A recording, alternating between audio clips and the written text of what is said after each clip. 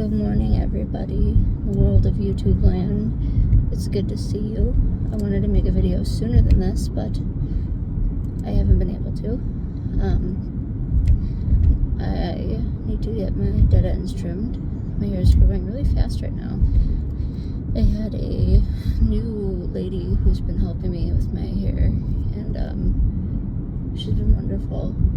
I really appreciate her a lot, and she's just been the sweetest person in the world, and her advice has been life-changing and hair-saving, so I owe her the whole wide world right now. So yeah, I've got to do that, but other than that, all is okay. I am studying my butt off so I can have my dual licensing, and I can get this job promotion at the other job and be kicking butt and taking names with it and feel my best and just have everything I could ever want with it. So I'm really excited. Anyway, I just am really trying my best with life, trying to be healthy in everything I do. And I wanted to talk about something that I talked about with the mom who raised me, my grandma, and who was my mom, my true mom. I wanted to bring up a conversation I had with her, and it was about taking accountability, especially when parenting. We were talking about some of the things my true mom, my adopted mom, was saying how my biological mother, her daughter, is such a evil person, and she is. I had brought up how there's no person in the world, not even the person who essayed me, that I would trust less around me or anybody. She is the most, in my opinion, mentally disturbed individual for how she approaches people, how she manipulates them, and just because of her compulsive lack of judgment and narcissistic diversions to humanity and just disgusting values and inability to have empathy. I just feel she's unreadable, manipulative, and disgusting, disgraceful, just everything bad and whatever. So we were talking about that, and she's like, well, even if I kind of said though, but people like sociopaths and narcissists, and she's both. Not all of them, not all are both, but she's both. And I kind of said lightly, well, we gotta kind of take accountability for that, because it took a lot for me to be okay feeling. I was very scared of feelingless, but I was also scared, but I was also scared to feel. Sorry for the horrible lighting, because I went through a lot of bad shit, especially because of my biological egg donor. And she's like, well, either way she would have been this way, right? And I said she probably would have been very prone to it. She probably wouldn't have been a great person, of course, but you definitely had a lot to do with it. And I brought up my own situation. I did not ask to be physically abused. I did not ask to be almost unalived. I did not ask to be essayed. I did not ask to be BURNED with smokes and with hot KNIVES. I have to think, I'm so tired. I did not ask for any of that pain. And I kept it, I thought, by keeping someone in my sight and keeping everyone in my sight. I was keeping everyone safe, essentially. But the things that were overheard and the one or two things that were seen because of that by my children, that then, of course, police were involved. The person's got charges now, or is at least facing them, as everybody knows. Anyway, those things are, in my kids' eyes, they're going to be because of me. And even if I didn't ask to be abused, even if I didn't know that person was going to do things, even if I never did them in front of them because I kept it away from them, and I thought I was doing the right thing, That's not what they want to hear. So I'm not going to open the conversation with, I thought I was doing the right thing. I thought I was protecting you. Sure, that's true. And of course, they know that. And I will always let them know I always did everything with the best intentions. That's how I'll say it. I always did everything with the best intentions. I'm not going to give them a big sob story. However, I know it was my choice to involve that person in my life. I know that I thought our lives would be ended or over if I left. I was too afraid to let go of that grip. I was too afraid to leave you guys alone because of how I grew up and a fear of you being exposed to things that I couldn't protect you from if I wasn't here. And in hindsight, those instances happened because I was too afraid to take a step back and take a moment alone with this person while I was getting the safety plan together, keep them away and out of the house, and get a safety plan to get away that way without him being near them. Yes, he never, the first person ended up attacking me, when I was holding the newborn. Everybody knows that, it's been public, which I had no ability to know that was going to happen, obviously, but it still happened. And, I couldn't do much as she was not even a full 7 days old. And that'll forever be on me. That'll forever be something that I'm sorry I didn't protect you. I'm sorry that I didn't trust my grandparents, who were my parents, enough to have you so I could go somewhere alone with this person while talking to the people, the police, who were giving me a safety plan to get this person out of my life, and the counselors, I should say, mainly, before the police. And that would have kept you from that event. The only other event was just seeing somebody stumbling drunk and verbal that they heard. But still, it's still traumatizing, and it's still not good. And they've been safe for a long time, and they were safe for for years in between. It's 3 years in between no, it was longer than that, because Reagan was a newborn, so it was 4 or 5 years in between those events, at least, if not more. Yeah, it was 4 or 5 years in between the events. So, it's a long time, but still, all those are excuses. None of those things would be said to the kids, basically. That's what I kept reiterating. These are all things I'm saying to you and saying to my mom, but I'm not saying to the kids, because that doesn't matter. What matters is, of course, I would always do and always will do anything that I feel is in your best interest to protect you and to keep you safe and to love you and cherish you and honor you and be the best mom in the world that I can be to you both. However, I failed. I made a terrible lapse in judgment, and you witnessed something you never should have.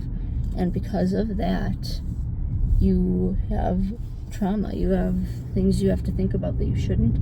You should have never had to think about. You should never have to hear. You should never have to feel. Never have to remember. And you have every right to take 100% of that anger out on me, because I am the only reason that person was in your life. That person would have never been in your life without me. And that is 100%, 1,000%, 1,000,000% reason why it doesn't matter that I didn't make that person hit me, I didn't make that person scream, I didn't make that person relapse. It's 1,000,000% why it was still my fault. To my kids, not to me. There's a difference between me recovering for myself and for my own mental health and recovering in that aspect, and for my kids needing closure when they're hurt and going through something. And I need to keep those separate because that's really important for them. And as I was telling my mom, my true mother, that she did a lot, and she also didn't do a lot more. She believes that she was a Jehovah's and is a Jehovah's Witness. She refused to take medication up until I told her, when I was more than 10 years ago getting sober, that I wouldn't even consider, this was 11 years ago, I wouldn't even consider trying to get sober if she wouldn't medicate herself too, because she has severe things she needs medication for. And I'm not going to come home to this verbal slander and hell and try to help them as a very young person and be slandered all the time. And it was nothing but screaming on her end and constant verbal abuse growing up. And it was, she said, you could scream as much as you want, yell until you're blue in the face, but as long as you tell someone you love them the same day, it's all okay. You should be able to just get rid of it all. It doesn't matter if you say you love them at the end of the day, as long as you still love them. That's so not true. And it's not all it was. It was ignoring severe other abuse going on, not paying attention, and just repressing things because that's how she handles it. And I have PTSD. I relive everything that I've ever went through. I'm not saying repression's not valid and real, but it's so hard for me to feel empathy towards a parent using that excuse when they were my parent, when I relive my horrible life, my worst life event over and over and over every day. Which that's a whole nother thing there's something about that I wanted to actually talk about recently, that I was thinking about and I think would be helpful. But anyways, that all aside, I really wanted to stress how critically important it is to really take accountability. Like in her situation, say, you know what? I raised a narcissistic sociopath that is the worst human being literally that I know of, and I'm including knowing of Dahmer. She enjoys knowing that children are suffering and being tortured. I'd like them to live as long as they can, that prolonged suffering. She gets furious when anyone else is succeeding or happy. She needs everyone to be dependent and codependent on her, but also still miserable. She is rotten to the core. And there's nothing good about her. She turns everybody against each other. She has fun doing just evil things, beyond evil things. And I really think that she always was a bad person and always has bad things about her. But I think that it's okay to say, I know I ignored a lot of hurt and a lot of pain with the person I raised after her, daughter by egg donation, basically. Her biological daughter only, is that she's not my mom. But I think it's okay to say, like, if that person is saying it took so much, if I didn't have Wade, who is my therapist and still is someone I talk to therapeutically from ages barely 13 up until 25 and again now, I would not have been okay as a kid. I probably would have been another one of my egg donor because of how messed up my family was. And I really believe, truly, that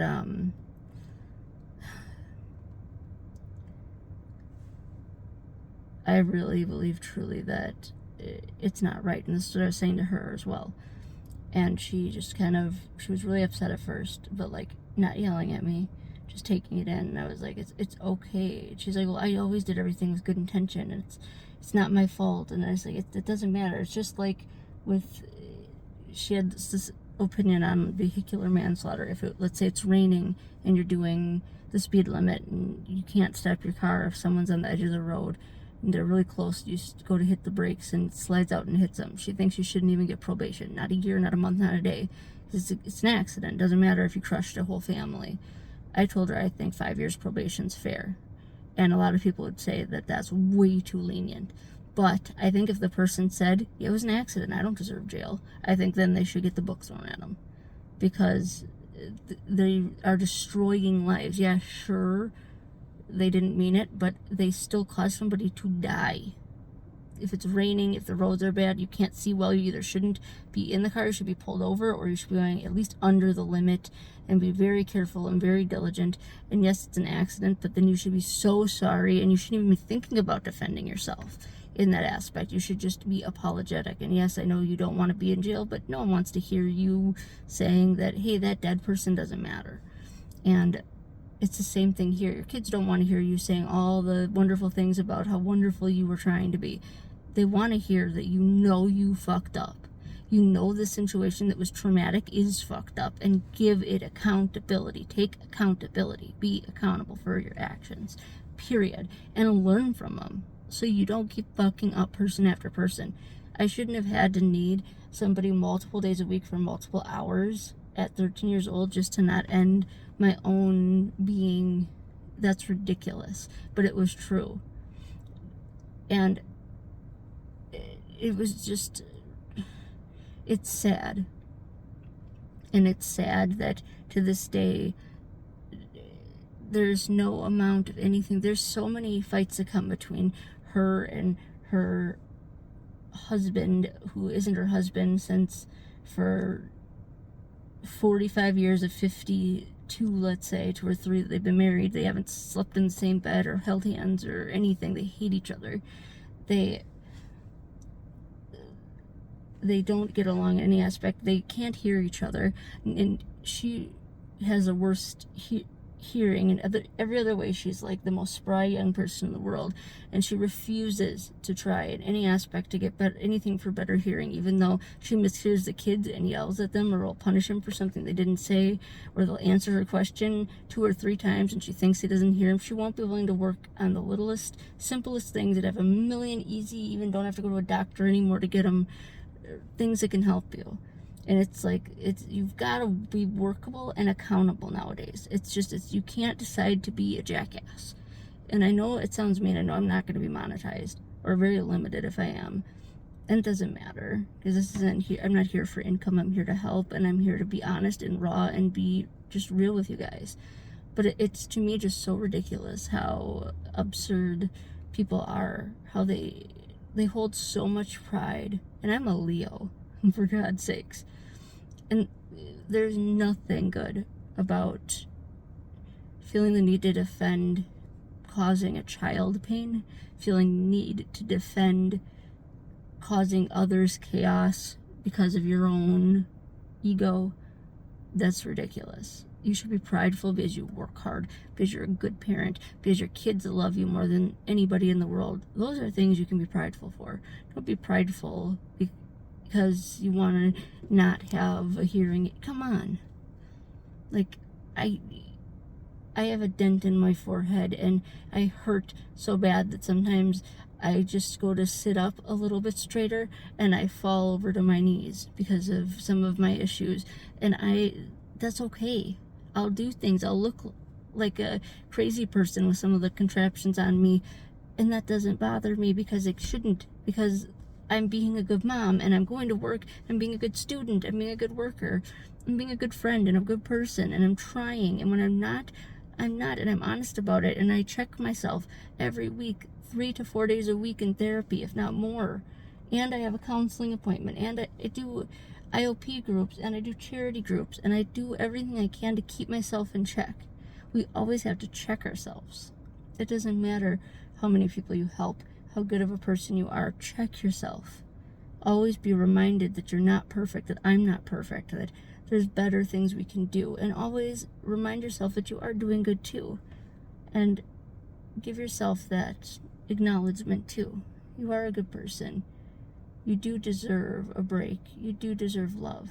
But you also need to earn, you kind of need to earn that respect from your kids too. They don't just need to respect you. You need to earn being their leader. You can't just be a toxic piece of crap that abuses them and be like, but I'm your mom. You know what? No. That's not okay anymore. This is we're way too far in the world to believe that. And I'm not all liberal. I'm not all conservative. I'm 65% 55:45 or whatever, 55:45, excuse me. Like I said, I'm fucking exhausted right now. I don't even know if what I just said is right. I think it is. But what I do know is, that people are just, they want everything to look so edited, so perfect. And that's why I didn't put a filter on this video. I'm not going to make any cuts in this. And I would stop after making like a mistake like that. Like I stuttered in the beginning and said a word wrong and pointed it out right away. Or this, like adding math extremely wrong at first. Like, I'm not going to this time. And I'll even go over the whole video a couple of times to sound more smooth, to make it sound more smooth. Or more smoothly, I should say. But right now I'm not about that. It's about being honest and real. And this is really serious to me. No kid should have to feel any of this. Nobody. I really hope that the right person hears this, and that just, you're not alone, and that I'm proud of everybody for trying, and I'm so proud of you for taking that step further at being accountable. I love you, guys, girls, non-binaries, they, thems, everybody. I love you all. You all are valid. You all matter. Everybody should be seen and cared about and heard, and I don't care what your opinion is on things. Just treat people with respect and be nice to each other. Every color, every kind. Let's just love each other, okay? This is not enough of that. I love you guys. I'll see you soon, okay? Thank you for always listening.